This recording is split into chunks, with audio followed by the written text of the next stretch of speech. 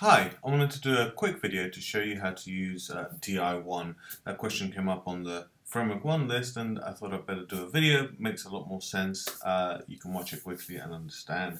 di1 is an inversion of control framework from FrameworkOne. FrameworkOne is a framework for MVC, for CFML.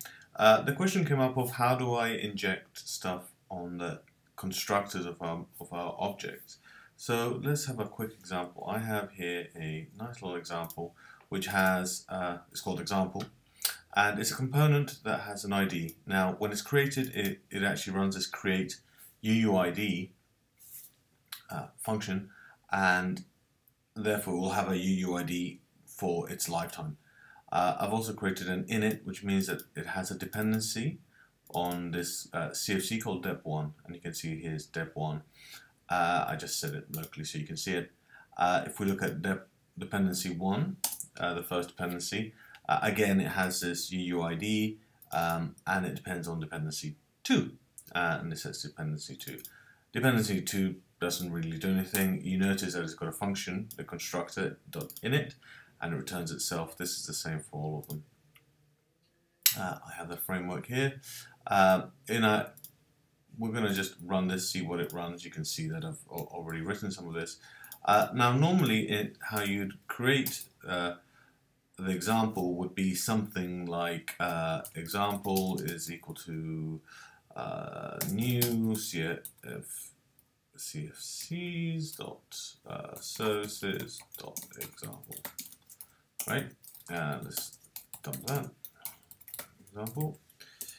Now if we dump that, we should in theory get an error because we don't have dependency 1 here. You notice here it says, well, I need dependency 1. So for that dependency to be created, we'd have to then go, okay, fine, we create dependency 1. So just dep1 is equal to new dot CFCs dot services dot dep1. And again, when we run that, we say that variable new, if we run that, we say dependency 2 is required. Okay, fine. So let's create dependency 2 here, pass it into here, dep2, and then dependency 1 is required in here. And you pass it like that. So now we can actually create our object. This is a lot of work if you were trying to use this example object all over the place. You can imagine it being a shopping cart or something like that. So here's where di1 or IOC as it's named in here comes in. You're able to say I've got some code here, for example, right? Let's do this very simply before we do the fuller example. So let's wipe this. So what you can say is I define my folders as just a list that I'm saying I've got the CFCs in services and I have some beans and beans. Don't worry about the beans for the moment. And we put the services in here. And if we now dump the IOC, which you can see now is being configured by saying look in these folders for my components. So we get that. I've obviously made a right. So we've got our container here, bean factory. So from here we can now get our beans. So we can now go IOC.getBean and is example. We just get it by name. Let's dump that. And we can see we have our example. If we reload it, we see that the IDs change, but that's because we are creating a new IOC every time. So let's remove this code, and actually what we've done is put into the application framework. So on application start, I now create those folders again, there's a space, not that it matters much, and put into the application scope the configured dependency engine. So on startup, it'll configure everything. I also have here if URL exists, reload. So and it calls the application start. So it means I can reconfigure the whole thing. Normally this will happen once in the application lifecycle. Now in parts of our application, we can now go to application di1.ioc get bean, which I actually have here. I don't need to type it out. I was typing it very badly anyway.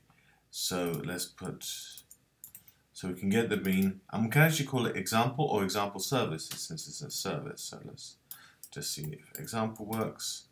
And now you see we've got the example, and because we're not reloading, we see that the UUIDs stay the same. In other words, each time I get it, it's already cached this object, it's already got items in here.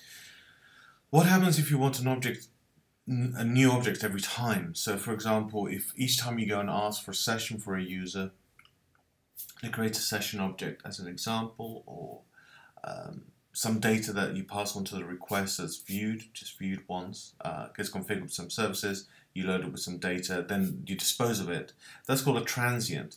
And in di1, what you can do is call them beans. So I have a transient bean here that you can see has this dependency on a service, but it also creates a UID.